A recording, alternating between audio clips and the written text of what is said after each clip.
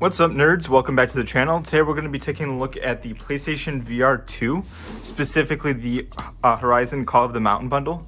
But yeah, so let's just quickly take a look at the box. This PlayStation VR, if you're unfamiliar, was released in the end of February, I believe. And I ordered it specifically through the PlayStation Direct, which I think might be the only place where you can buy it right now. I'm not 100% sure. With taxes and free shipping, it cost me about $630. So it's not cheap, but it's a lot better than the equivalents for PC, being like, you know, the Meta Quest Pro or whatever, and the Valve Index being around $1,000 or more. Particularly this one, you can get this slightly cheaper. I think it's, well, I want to say maybe 500 if you don't get the game, but I don't really have any other VR games, so I wanted to just get this bundled with it. So yeah, kind of just looking around the box, not too much to look at. The art actually is different than the art on the Horizon Forbidden West, which was good. I'm not 100% sure if this is like an extension of the game or separate. Like I said, I bought the game to kind of just have a game to play. And if you watch my PlayStation 5 unboxing, I got the Horizon Forbidden West bundle for the PS5. And I honestly wasn't really going to even play the game, but I highly recommend it. If you haven't played Horizon Forbidden West on the PS5, highly recommend it. And same with God of War Ragnarok. That game is fucking amazing. Anyways, let's just open this up real quick.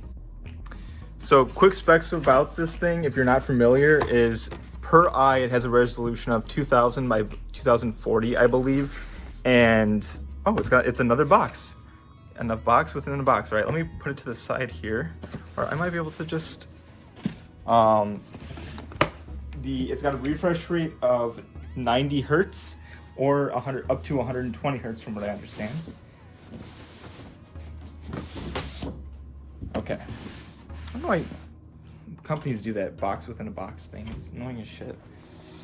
Yeah, and you'll be able to see a little over here the Steam Deck just chilling on the floor. Haven't been playing with it a whole bunch recently, but that's maybe I'll do a follow-up video on that. I'm not 100% sure. But yeah, so you got the PlayStation icons, the logos on the side of the box, which is kind of cool. Not a whole bunch to look at. I think the bottom just has like the serial number and stuff. This tape was already open. I want my fucking money back. All right, well, that's fine, I guess. Let's open it up and check it out. Okay, nice. So you got this really fancy box, right? Like with all the curved over edges and the logo prints everything, and then you open it up inside. The first thing you can see is like a milk carton, cardboard, but whatever. So we got the game voucher, and then we've got, what is this? Is this a USB-C cable probably? Yep, USB-A to USB-C, probably for charging the controllers. And then the earbuds, which is interesting because I thought that they were built in, but I guess not. All right, so there's the AirPods. We'll test those out. I'm not 100% certain how those will sound, but I didn't buy them for that. So, and then, wow, okay. This too is like on the internet. When you look up like just pictures, you think that this thing's gonna be massive because the box looks huge online, but it came in person. I'm like, what? It's tiny. Again, hear that a lot, but I'm also kind of hoping too that this isn't one of those things that like there's a lot of hype and then Sony makes the 30 titles that are on release and that's it. That would be dog shit. But the controllers are pretty cool and I like it because you got a little like guard on the side, so if you go to, you know, ram against the side of a wall or something, you're protected. But again, the thing about the Sony controllers is that even for like the DualShock controllers, the PS5, is that they're pretty sturdy. So I think this thing could take a beating. But yeah, I mean, it fits, like, it's very intuitive. It feels very, very nice. So we'll do that. I think another thing too, actually, where do they charge? So where's the USB port? Oh, it's right here. I know Sony makes a dock that charges the controllers, and I was gonna get it, but I realized that I was spending way too much money as it is. So I decided to wait. But at some point I'm probably gonna have to do it because I don't want to have cables all over the place. The other controller shockingly looks the exact same but mirrored. Those are the controllers down. And now the actual headset itself, it connects to the PlayStation via USB-C, which is sweet. So there's just the one cable. And then here's the headset itself. And you know what? Not gonna lie, it's good that it's not heavy. But my very first impression is that the plastic on the front is very light, like thin feeling, cheap feeling. Oops, don't want to mess with that too much right now. Oh, it'll probably change, but yeah, this is nice. Okay, bit maybe like a bike tire kind of feeling, like an inner tube of a bicycle. Cable connection, and then it looks like your headphone jack right there, which is nice. And then on the bottom here, microphone and stuff. Maybe on the front, you've got your 4 cameras. And if you're not familiar, the way that this works, and I think a lot of other headsets work too, is it uses these cameras to get your location and head tracking movement. Whereas like the HTC, or not the HTC, but the Valve Index uses base stations in different corners of your room to keep track. And there is a limitation with this because if you're like pulling something from behind your back, like a sword in some game or whatever, it's not really tracking you. It's going to be using probably the gyros of the remote for that motion, so it probably won't be perfect. But for the price and the ease of setup, because all I have to do is go plug this into the PlayStation and then we're good. I can't really complain. So yeah, let's see on the inside if we can get a good view. I mean, there's not a whole lot to look at. I think there is a sensor here. So the way that this works, from what I understand, is that there is a camera or a sensor in there that kind of follows your eyes, and it can tell which direction you're looking, and then the PlayStation will go and render and put the higher resolution textures in your field of view. So if you notice things that are in your peripheral are a lot blurrier, it's because the PlayStation isn't rendering those as much, isn't putting higher res textures, and because of the limitations of the console itself, that's kind of required technology. So that's pretty cool. I wonder how good that works. I wonder if it's extremely noticeable, like on the heads. I'm sure if on the TV it's extremely noticeable as to like what's rendered and what isn't. But on the actual headset itself, I wonder if it's noticeable. Also, because of the resolution and stuff, I'm assuming that the screen door effect is going to be pretty minimal. But again, that's just something that time will tell. But there is a lot of adjustability and stuff on this headset. So yeah. First impressions, not too bad, but I guess where it matters here is plugging it in to the PS5 and checking it out. So I'll do that real quick.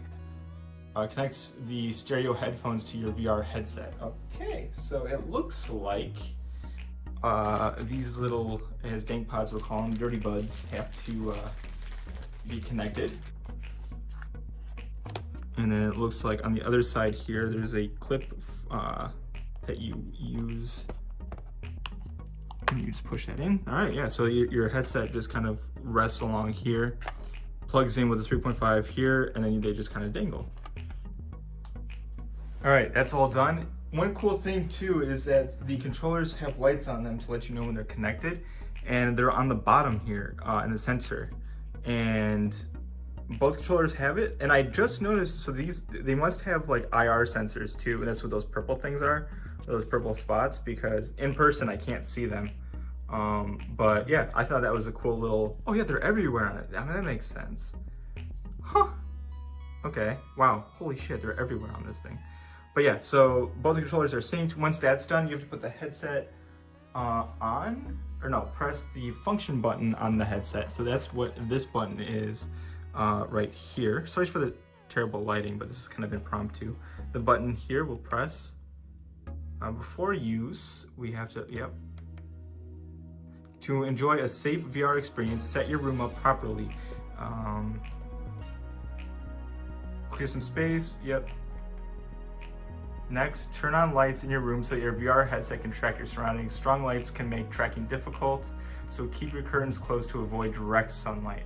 Well, the lighting in this room sucks, and all I have other than this one light is the curtains. So we'll try this. Next, check the brightness of the room using the camera on your VR headset. Hold your VR headset at face level and then press the, oh, that's pretty sick. Check is complete.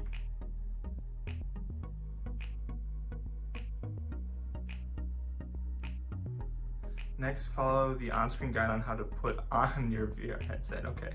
Oh, wow. God damn it, neighbors, and your dog should vacuum. Put on your stereo. Nah, I'll save that first. Oh, damn it, I hate these goddamn. Oh, it shows you on the screen too, the buttons, like in the layout, which is kind of nice. I'll put one of these AirPods headphones in. Lens adjustment. I wonder if you can see this on the screen.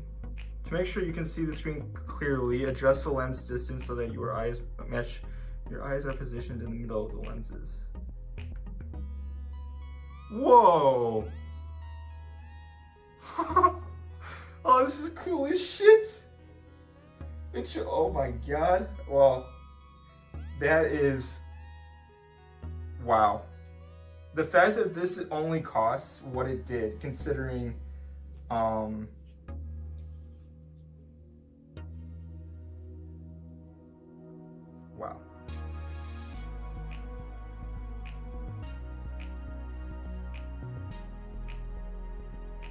This shit's crazy. I think you can see what I'm doing on the TV. Okay, yeah, so it's just like a regular controller except split into two, which again makes sense.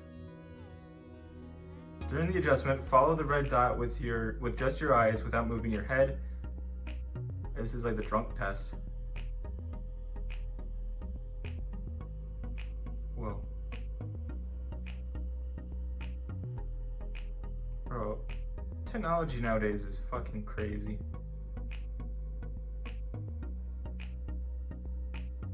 Whoa. I wonder how long I have on this before I start getting nauseous. That's the thing with the Valve Index. Now, granted, it wasn't calibrated for me. It was calibrated for my brother, so maybe that had something to do with it. But, oh my god, that is fucking nuts. Oh, that's cool, but creepy as shit. Oh. All right, well, I'm taking this off for now. That was the setup. I will probably maybe do a follow-up video. Let me know if you want something like that in the future. A lot of this might need to be cut, but yeah, I appreciate you watching this video. And if you do like this kind of unboxing content, I might be, uploading more PlayStation and gaming content. Let me know in the comments. Be sure to like the video and subscribe, and I will catch you guys and you nerds on the other side. Peace.